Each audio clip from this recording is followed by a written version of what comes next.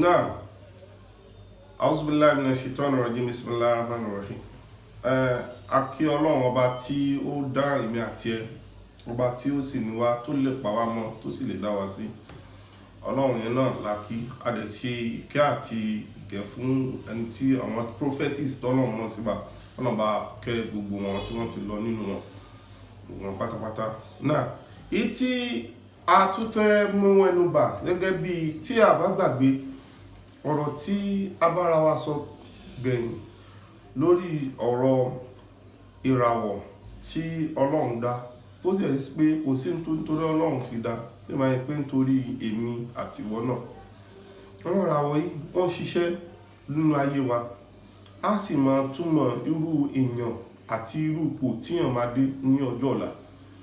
Jẹ́ kí n jẹ́ kókó yẹ, mo dárúkọ ìràwọ̀ méjìlá kan ní ẹ̀kan nígbà tí mo bá a sọ̀rọ̀ last time.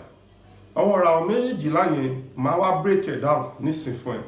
Ìwọ náà lè mọ irú ipò tó wà àti irú tí ń ṣiṣẹ́ lára ẹ. Àwọn ìràwọ̀ yẹn àkọ́kọ́ nú ẹ̀, ohun tí àkọ́kọ́ rí, òun ni wọ́n pè ní Himlum. Àwọn àkọ́kọ́ rí Himlum yìí, kò sí nǹkan tí wọ́n ń pè bẹ́ẹ̀, òun náà ni wọ́n pè ní Aries nínú èdè èbó English language, wọ́n pè ní Aries. Ẹlẹ́ẹ̀kejì, a ní tí wọ́n pè ní Taurus yẹn náà ni wọ́n pè ní Taurus. Lábá náà ni àwọn náà sọ níbi ibẹ̀ yẹn. Ẹlẹ́ẹ̀kẹta, òun ni wọ́n pè ní Jauzal, kò sí tí wọ́n pè bẹ́ẹ̀ nínú èdè èbó, òun ni wọ́n pè ní Gemini. Ẹlẹ́ẹ̀kẹrin, òun náà ni wọ́n pè ní Cancer. Ẹlẹ́ẹ̀karùn-ún, òun ni Asad tí wọ́n pè ní Leo. Ẹlẹ́ẹ̀kẹfà, òun ni wọ́n pè ní Sumbulatu tí wọ́n pè ní Virgo. Ẹlẹ́ẹ̀keje,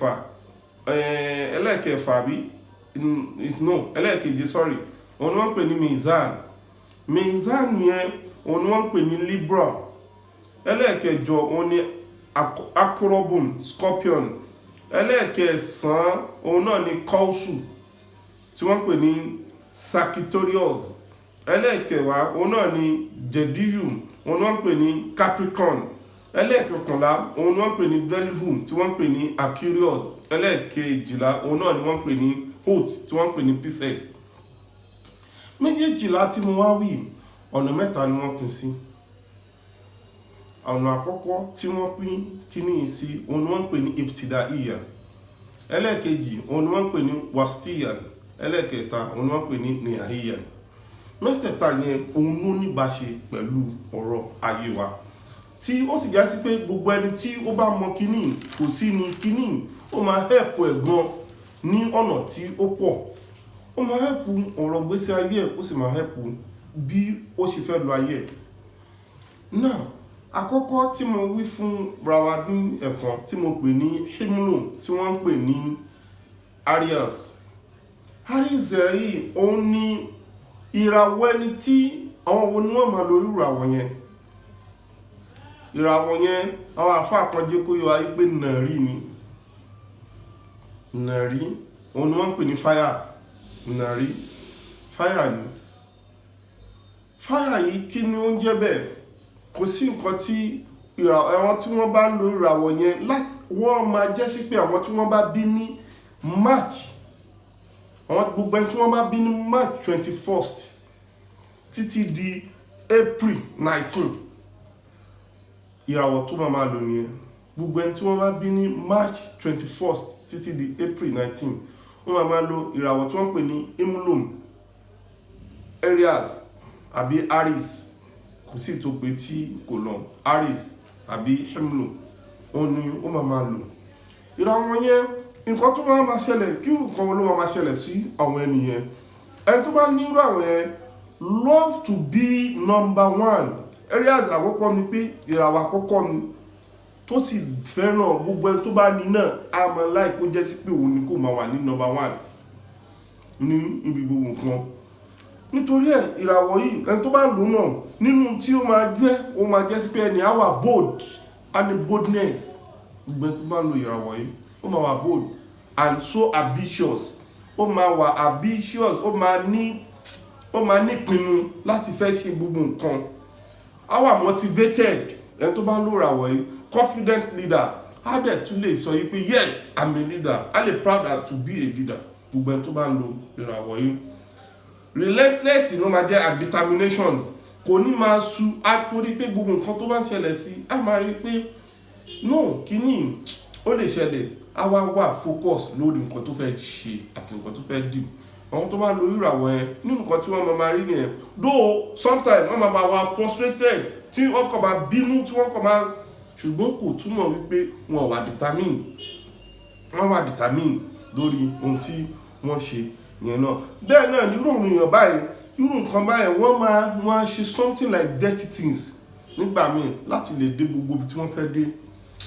Àwọn dirty things wọ́n máa bí àwọn nǹkan tí ó lòdì sí òfin illegally, wọ́n máa practice it in somehow way because wọ́n á ní ẹ̀mí wípé àwọn gbọ́dọ̀ dé ipò ibi gíga, wọ́n gbọ́dọ̀ ṣe gbogbo nǹkan láti fi débẹ̀. Àwọn ìràwọ̀ yìí, àwọn tí wọ́n máa lọ ṣíbùlù yẹn tí a pè ní Aries, òun náà ni àwọn tí wọ́n bá bí ní March 21st to April 19. Tí ó bá wá ṣẹlẹ̀ yìí pé wọ́n bí èèyàn ní April 20, because April 20 yẹn ó dà papọ̀, ẹni tó bá lọ bí sí April 20 ó máa lo ìràwọ̀ méjì pọ̀.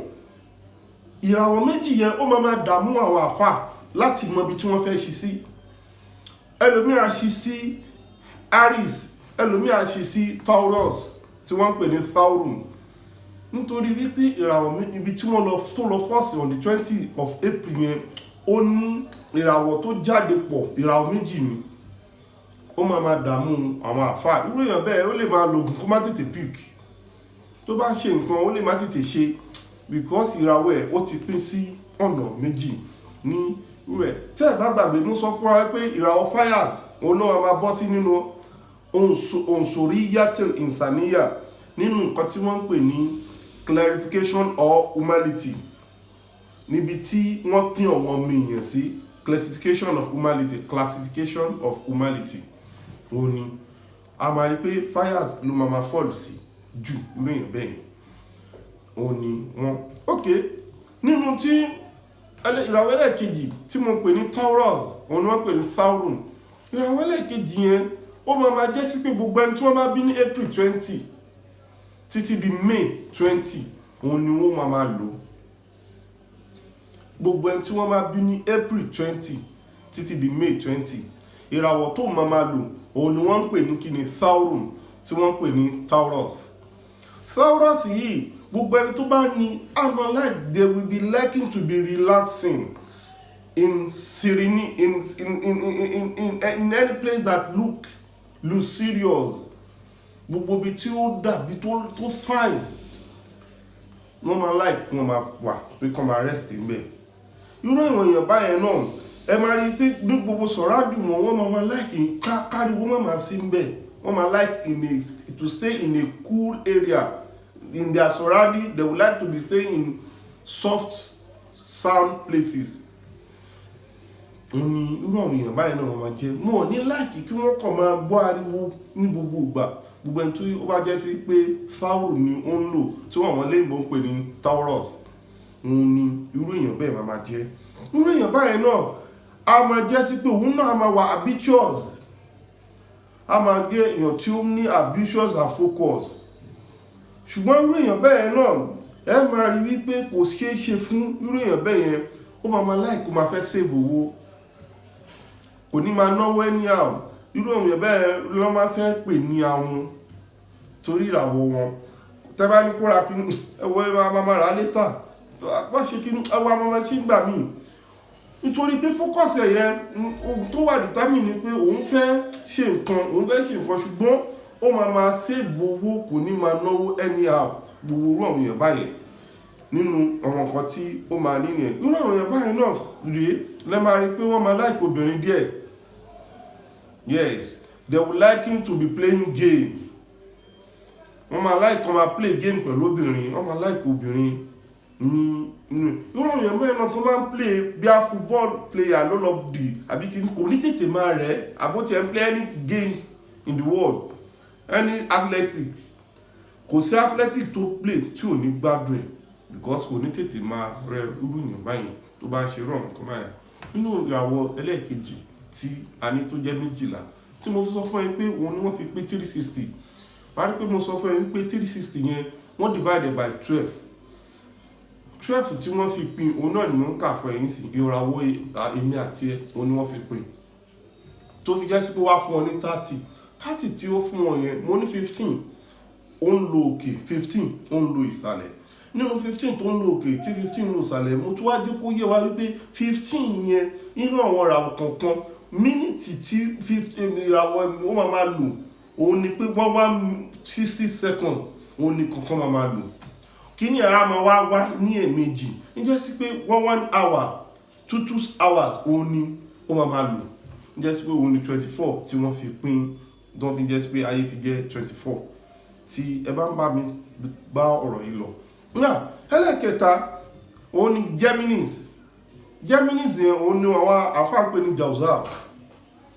Jauzal yẹn ìràwọ̀ gidi ni òun náà ó máa lo ìràwọ̀ tiẹ̀ àwọn àfáà jẹ́ pé yọ ayé pé ìràwọ̀ àwáyé òun ni ẹ máa rí pé have you ever been so busy that you wish you could clone yourself just to get everything done? They can be playful and intellectually curious. Irú àwọn tó bá ń lo kíní yẹn nǹkan tó máa ṣẹlẹ̀ sí wọn òun nìyẹn wọ́n máa láìkè eré pa ṣùgbọ́n wọ́n máa wà curious díẹ̀ o òṣèbọn yẹn fẹ́ ṣe wọ́n máa wà curious yàní wọ́n máa jíyàn kan tí ó máa dájú díẹ̀ wọ́n máa dẹ̀ láìkì òde kán máa jáde kán máa rí wọn bí kán máa ṣe gbogbo nǹkan irú àwọn èèyàn bẹ́ẹ̀ ni irú àwọn ìràwọ̀ kan náà nìyẹn ìràwọ̀ yẹn ọ̀rọ̀ pọ̀ lórí àwọn ìràwọ̀ yẹn ju bí mo ṣe ń break ẹ̀ lọ nítorí àwọn àsìkò wa wọn ni ẹni tó bá tún fẹ́ mọ̀ ó lè béèrè sí i lọ́wọ́ wa ó ní you can message us you can give us call anyhow we are with you ó dẹ̀ lè comment yẹn ó máa jẹ́ ká mọ̀ any comment tí a bá rí ní under kíní tv wa yìí ní YouTube yìí a máa reply yẹn instant reply tí wọn náà dẹ̀ mọ̀ gbogbo nǹkan tó bá fẹ́ mọ̀ you can ask us lórí àwọn ìràwọ̀ yìí ṣùgbọ́n à ń break ẹ̀ díẹ̀díẹ̀ kápọ̀ lè máa sọ fúnra wa nítorí àwọn ibi tí a fẹ́ sọ̀rọ̀ lọ kó má bàa gba àsìkò wa. ẹlẹ́ẹ̀kẹrin òun ni wọ́n ń pè ní cancer Surton a ní tí wọ́n ń pè ní cancer òun ni wọ́n ń pè ní Surton yẹn náà àwọn tí wọ́n bá ní àwọn ọ̀rẹ́ wọn máa láìpẹ́ wọn gan a máa ẹni tó ń lọ wọn wò náà máa lò ra wọn yẹn wọ́n máa jẹ́ sí pé àwọn tí wọ́n máa bí ní June 21st títí di July 22 àwọn tí wọ́n máa lò nìyẹn June 21st to irú àwọn èèyàn bẹ́ẹ̀ wọ́n máa lè kọ́ rẹ̀ jọ wọ́n máa láìkì kọ́ máa gbogbo àwọn èèyàn mọ́ra àwọn èèyàn á dẹ̀ máa ní trust nínú irú àwọn èèyàn báyẹn nítorí pé irú ìràwọ̀ tí wọ́n ti wá òun nìyẹn. ìràwọ̀ ẹlẹ́ẹ̀karùn-ún òun ni wọ́n ń pè ní Leo Asad ọ̀hún tó wá lò òun náà máa lo ìràwọ̀ yẹn láti ẹni gbogbo ẹni tó bá bí ní July 23rd títí di August 22nd òun ló máa lo ìràwọ̀ yẹn irú èèyàn báyẹn àwọn èèyàn lọ́ máa like celebrate òde àwọn náà tún máa like òde wọ́n máa like kán máa jáde gan wọ́n dẹ̀ máa like kó jẹ́ sí pé àwọn náà ní níbí àwọn ni ràn bẹ́ẹ̀ náà tó máa post lẹ́ẹ̀mẹ́wàá tó máa ṣe most of things irú àwọn èèyàn bẹ́ẹ̀ wọ́n máa like kán máa ṣeré wọ́n máa wà acting gbogbo nǹkan báyẹn irú àwọn èèyàn bẹ́ẹ̀ òun náà ni wọ́n máa ṣe yeah and again tẹ́ bá wo look wọn age wọn lè máa pọ̀ but understanding wọn àti bí wọ́n ṣe máa gbéra wọn ó bá dàbí pé wọ́n ju age tí wọ́n wà yẹn lọ irú àwọn èèyàn tó bá lo Leo Asad they will feel too big they will be somehow arrogant in one way to another yeah irú àwọn èèyàn bẹ́ẹ̀ ni in ẹlẹ́ẹ̀kẹfà àwọn náà ni àwọn tí wọ́n máa lo Virgo tí wọ́n ń pè ní Sumbula eléyìí ìràwọ̀ kan ni tó wà powerful gan tó dẹ̀ jẹ́ sí pé tíyàn bá níràwọ̀ yẹn ìràwọ̀ ni ṣùgbọ́n irú èèyàn bẹ́ẹ̀ èèyàn tún gbọ́dọ̀ wà careful fún nítorí pé irú èèyàn bẹ́ẹ̀ ó máa jẹ́ èèyàn tó máa gentle ó máa ṣe nítorí pé òun support èèyàn ó máa support ní ojú ó máa support ní àwọn èèyàn ṣùgbọ́n irú èèyàn bẹ́ẹ̀ èèyàn gbọ́dọ̀ wà careful fún nítorí wípé ibi tó ti wá ó dangerous gún ìràwọ̀ ẹ̀. Irú àwọn èèyàn báyẹn èèyàn lè bá wọn ṣe, ṣùgbọ́n kí wọ́n wà careful pẹ̀lú wọn. Òun ni irú àwọn èèyàn báyẹn. Ọ̀rọ̀ pọ̀ lórí àwọn ìràwọ̀ yẹn kọjá bí a ṣe rán break ẹ̀dùn, torí kápọ̀ fi máa mọ̀ díẹ̀díẹ̀ nípẹ̀. Ẹlẹ́ẹ̀keje òun ni wọ́n ń pè ní Mizan, Libra yìí àwọn tí wọ́n bá bí ní September 23rd títí di October 22nd àwọn ni wọ́n máa ń lo Libra. Irú àwọn èèyàn báyẹn they will like a relationship. Wọ́n máa ń like kí àwọn èèyàn wà pẹ̀lú wọn, wọ́n máa ń like ẹ̀gùn nítorí ìràwọ̀ tí wọ́n ti wá. But problem kan ló máa face àwọn tí wọ́n máa ń lo láti September 23rd yìí títí di October 22nd. Problem tí wọ́n máa face ni pé wọ́n máa ṣe checking balance nítorí pé Mizan la pe ìràwọ̀ wọn. Nínú tí wọ́n pè Mizan lọ́dọ̀ wọn Lárúbá tabako nínú ìmọ̀ yìí, ìtumọ̀ ẹ̀ ní other language òun náà ni pé gẹ́gẹ́ bí scale, ohun tí wọ́n pè bẹ́ẹ̀ nìyẹn. Irú àwọn tí wọ́n máa lo ìràwọ̀ yẹn wọ́n máa ṣe checking balance, wọ́n máa wo èèyàn wò, wọ́n máa ṣọ́, wọ́n máa ṣọ́ pé irú èèyàn lélẹ̀ ìràwọ̀ tí wọ́n lò yẹn òun ló fa kíní yẹn sí wọn lára. Irú àwọn yẹn bẹ́ẹ̀ wọ́n máa láìkí kan wà ní ilé tó fáì, wọ́n máa fẹ́ gun mọ́tò tó dágún, wọ́n máa ríra wọn ní ìrí pé àwọn gbọ́dọ̀ ṣe, ṣùgbọ́n irú àwọn yẹn bẹ́ẹ̀ wọ́n lọ́ máa ń wà lenient, wọ́n máa ń ní àánú lójú, wọ́n máa kò máa láàánú, wọ́n dẹ̀ máa láìkí láti máa lọ bẹ̀yàn wò, láti máa fẹ́ máa gbúrò yàn. Ìràwọ̀ tí agbédá wọn òun ni ó jí kí wọ́n máa ṣe bẹ́ẹ̀. Àwọn èèyàn máa láìkí láti wà pẹ̀lú wọn nítorí pé wọn ní máa hurt àwọn èèyàn pẹ̀lú ọ̀rọ̀ wọn àtàwọn ṣe wọn. Náà ẹlẹ́ẹ̀kẹjọ òun ni wọ́n ń pè ní Scorpion, Àkọ́rọ́bù. Ìyẹn ni àwọn tí wọ́n bí ní October 23rd títí di November 21st àwọn náà máa lo ìràwọ̀ yìí. Àwọn tó wọ́n lo ìràwọ̀ yìí àwọn ìyẹn náà nǹkan tó Ọlọ́run kó wà pẹ̀lú wa. Tí àwọn nǹkan mi wà tó yẹ pé àkímọ̀ káwà kọ́ máa sọ, ta máa rò bí pé ó dẹ̀ jẹ́ sí pé kì í ṣe nìyẹn ló ń ṣe nǹkan bú ìràwọ̀ tó ti wá òun náà ó pẹ̀lú. Irú èèyàn báyẹn Scorpion they will like sex, wọ́n á like ẹ̀ gan.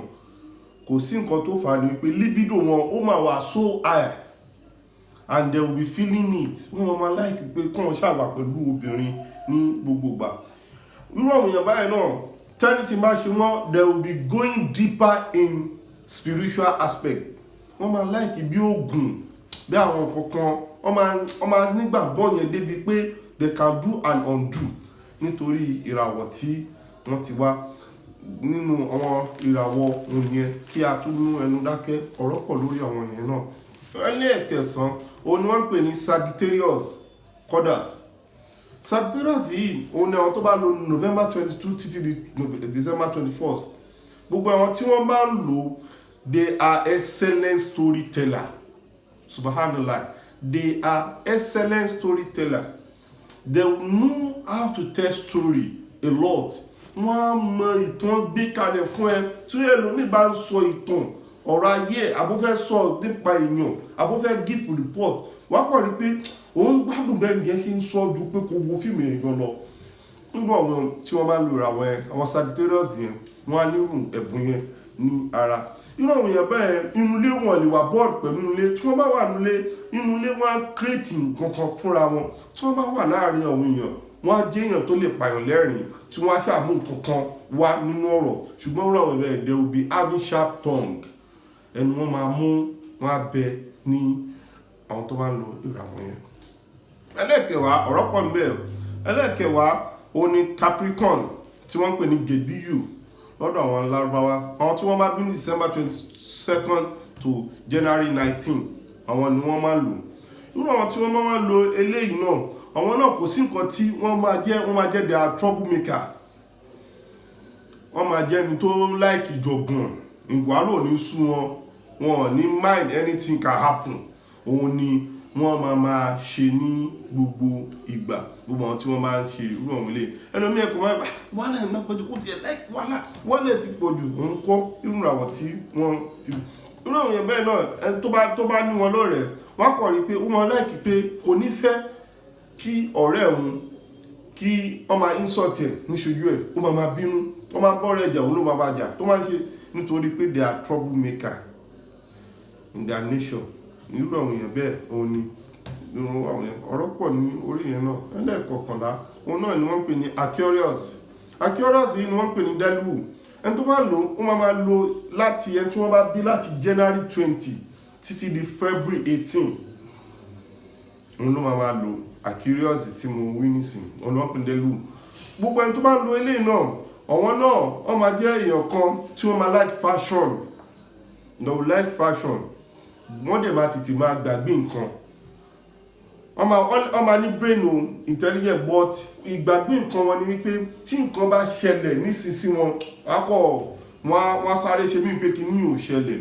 Irú àwọn èèyàn bẹ́ẹ̀ náà wọ́n máa neglect family, àfi kí family mọ bọ́n ṣe máa bá wọn ṣe, wọn ò ní máa pe family, wọn ò ní máa pe bí, wọn ò ní máa para, àfi kí ẹ mọ bẹ́ẹ̀ ṣe máa pápá wọn tí kíní ẹ̀ máa àtọ́fúnra adapt mọ́ symptom mi burújú mi.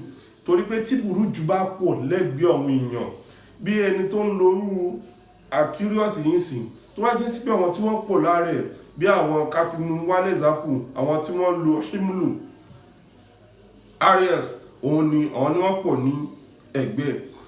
Gbogbo wọn tí wọ́n ń pò ìràwọ̀ kan náà ni wọ́n lò tán máa ń bá ṣe iṣẹ́ máa yàtọ̀ sí tiwọn ṣùgbọ́n díẹ̀díẹ̀ adaptation of environment ó máa ṣẹlẹ̀ sí irú èèyàn bẹ́ẹ̀ náà tá a máa change àwọn kankan ní ara ẹ̀ ṣùgbọ́n kò ṣeé ṣe o nítorí bí tá a ti bí ó sì máa wà ní ara ẹ̀ ṣùgbọ́n àwọn kankan wà tí èèyàn lè máa gbà ní ara ẹ̀ díẹ̀díẹ̀ irú àwọn èèyàn bẹ́ẹ̀. Torí ẹlòmíì ó kàn lè gbàgbé yẹ ó máa gbàgbé wa bẹ́ẹ̀ níṣòwò ìràwọ̀ tó ń lò òun ló ń ṣe kí ó máa gbàgbé ẹbí, gbàgbé ara, gbàgbé ọ̀rẹ́. Irú àwọn èèyàn bẹ́ẹ̀ òun nìyẹn. Nínú àwọn kan wà tó yẹ pé wọ́n máa fall ashamed tí nǹkan dọ̀tí àbí nǹkan ẹ̀gbin bá ṣẹlẹ̀ sí wọn lẹ́ẹ̀kan náà wọ́n á sáré gbàgbé ẹbí pé kò ṣẹlẹ̀, ó dẹ̀ ṣẹlẹ̀ sí wọn wọ́n máa kárí lọ àlọ́ pé gbogbo sí wọn tó ti lọ nìyẹn. Irú àwọn èèyàn tí wọ́n tún jẹ́ nínú ọ̀dàṣà ni irú àwọn èèyàn báyìí rèé. Wọ́n ní kí wọ́n má bá wọn competent lórí nǹkan kan, tí wọ́n bá wọn dùn kan tí wọ́n bá àwọn ọlọ́mọ win kíní ẹ̀, tí wọ́n bá win ẹ̀ tẹ́ni ẹ bá win ẹni ẹ̀mí ò ní gùn lórí kíní yẹn torí ìràwọ̀ tó bá dùn yẹn ó ti lágbára ju tiẹ̀ lọ. Àwọn ìràwọ̀ yẹn wọ́n ń bára wọn ṣe ní ọ̀run, wọ́n dẹ̀ mọ ipò ara wọn. Ànábì wa Muhammad sallallahu alaihi wasallam tó jẹ́ prophet tí Ọlọ́run rán sí wa nínú wọn ó ní pé al-arwa'u junudun mujannadatun man ta'arafa minha i'tarafa wa man tanakara minha ikhtalafa. Yani man ta'arafa minha fi alamil arwa'i i'tarafa fil alami al-ajsad wa man tanakara fi alami al-arwa'i tanakara fi alamil al-ajsad. Ẹni tí wọ́n bá bára wọn ṣe ní ọ̀run wọ́n bára wọn ṣe ní ayé, ẹni tí wọ́n bá jọ ṣọ̀tá lọ́run wọ́n máa jọ ṣọ̀tá nínú ayé. Òun ni ànábì ẹ̀kọ́ tí wọ́n kọ́ wa ní. Lálẹ́ kejìlá nítorí àsìkò wa òun náà ni wọ́n ń pè ní Pisces Hut. Gbogbo ẹni tó wá bí ní February 19 títí di March 20 ọlọ́mà máa lo Hut yìí tí wọ́n pè ní Pisces. They have all lesson, gbogbo nǹkan ló lè adapt mọ́, gbogbo nǹkan ló lè adapt mọ́ ṣùgbọ́n wọn ní máa like ooru, gbogbo nǹkan ni wọ́n lè adapt mọ́. Àwọn tí wọ́n bá bí ní February 19 to March 20 wọ́n máa ní adaptation lórí gbogbo surroundings. Tí wọ́n bá dé ìlú kan wọ́n lè gbé bẹ́ẹ̀, inú kan wọ́n máa gbé bẹ́ẹ̀, inú kan wọ́n máa gbé bẹ́ẹ̀, bí wọ́n ṣe rí nìyẹn. Irú àwọn èèyàn báyẹn náà they are also a creative of ideas. Wọ́n máa mú ideas wá fún èèyàn pé ẹja tún ló bí ẹja tún lè bẹ́ẹ̀ ẹja tún, ṣùgbọ́n they will be disturbing with many crowd.